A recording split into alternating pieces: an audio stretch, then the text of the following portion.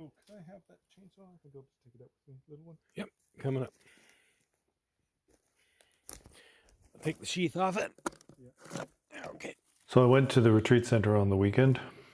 Up until now, I've been doing everything on my own. Now I've got Karma Dorji there meditating. It means we can get a lot more done.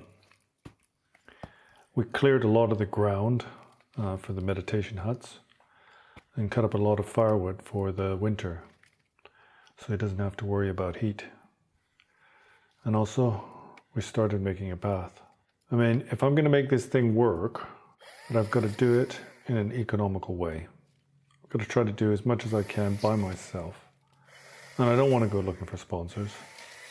People don't appreciate this point, but karmic debt is a really big issue.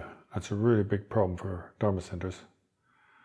If you start asking people for money and favors, and then years down the line, they feel like they're owed something, and eventually, if you lose control and everything gets taken care of by committees, then basically you're not going to achieve anything in the Dharma.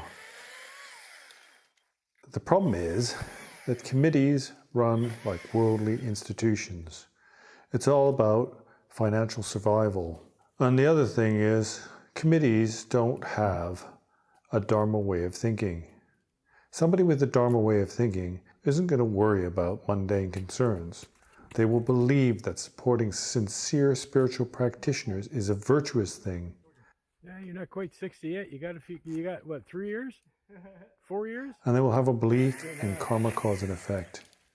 And if you have a belief in karma, cause and effect, then there's almost nothing more virtuous than supporting practitioners.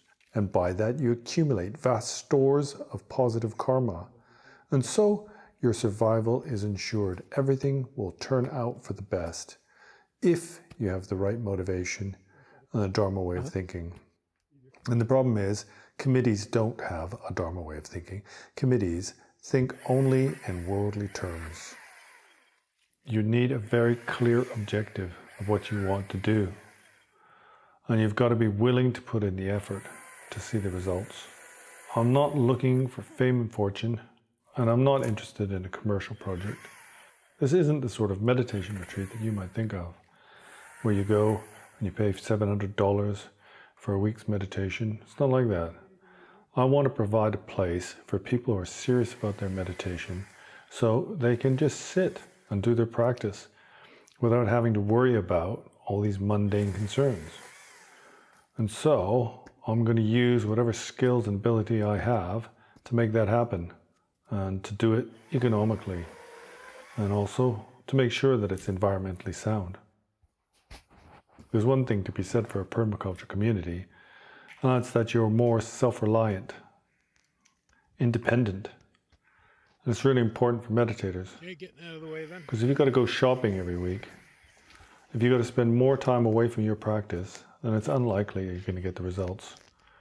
You have to be able to commit yourself to uninterrupted practice over long periods of time before you can see results.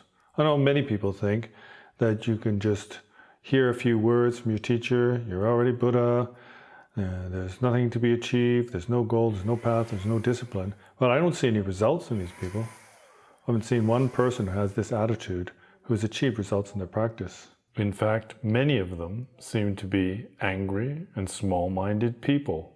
Okay. The results of spiritual practice come from dedicating yourself wholeheartedly. Almost there, eh? Sure. Dedicating your whole life to your meditation and setting aside your worldly concerns. And for Dharma practitioners, there's almost no way that they can do that. They've got to work a day job, find the money to pay for their food, and also pay for rent. Even if you go to Dharma centers, then you've got to pay, right? However much, $50 a night, $100 a night, I don't know how much it is. Yes, sir. Absolutely. Serious meditators are usually poor. Well, that's because they spend most of their time with their practice. So they're not able to work, unless you're independently wealthy.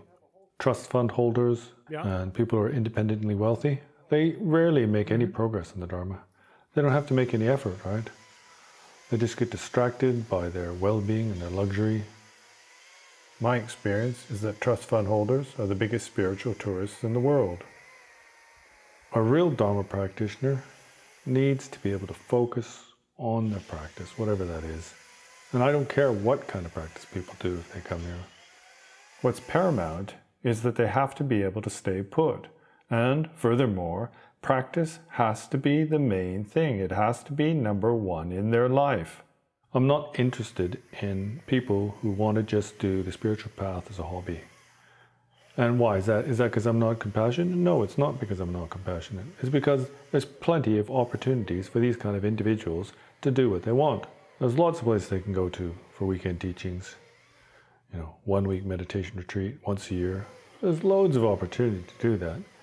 And if you're only meditating or doing a retreat for a couple of weeks a year, then you can afford to pay for it, right? Because you're working the rest of the time. But people who want to do 8, 12, 14, 16 hours a day meditation, then they haven't got time to work. And so the more I can do, then the more they'll be able to meditate, the more time they can give to their practice.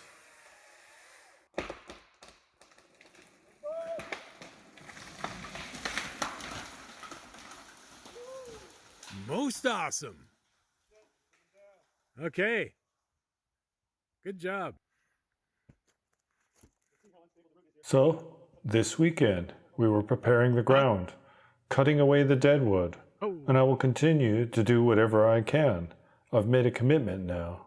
I'm going to build a meditation retreat. And although I may die in trying, I'm willing to risk that. Because I see this to be something of importance. And this life is short, right? You got to do something.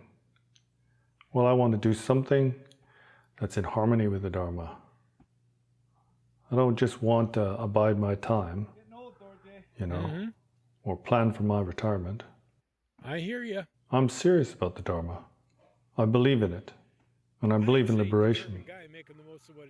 And the more people who can gain genuine experience and realization in their practice, then the better off the world's going to be. That's the way I see it. Yeah, I feel much better about you being that close to the ground now. Well, I hope you enjoyed our story. It's a bit of fun, a bit dangerous. Yeah, it wasn't fun watching you up there and going, Jesus. But people like that sort of thing on YouTube, don't they? See you next time.